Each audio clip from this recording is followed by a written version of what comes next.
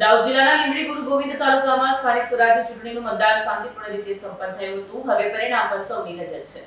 દાહોદ જિલ્લામાં સ્થાનિક સ્વરાજની ચૂંટણી પ્રક્રિયા અત્યંત શાંતિપૂર્ણ અને ઉત્સાહજનક વાતાવરણમાં સંપન્ન થઈ હતી.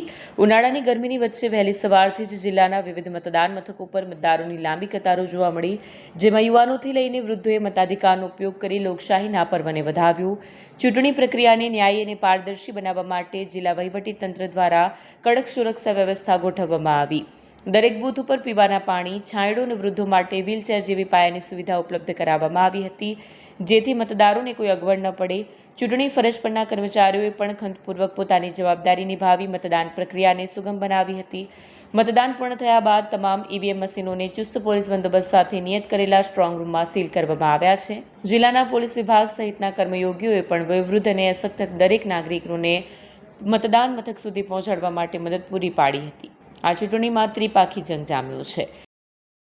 જી સર.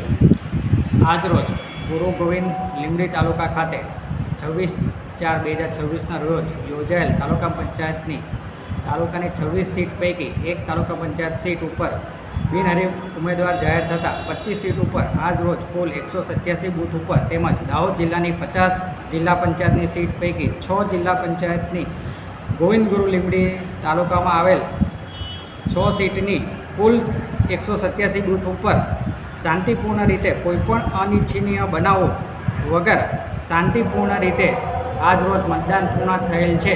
આપનું નામ? બીસી ચૌધરી, જિલ્લા રજિસ્ટ્રાર સહકારી મંડળીઓ, ગુરુ ગોવિંદ લીંબડી, જિલ્લા પંચાયત ચૂંટણી અધિકારી દાહોદ. વિડીયો જર્નાલિસ્ટ કિશોર ડબગર સાથે સત્યા ટીવી ન્યૂઝ દાહોદ.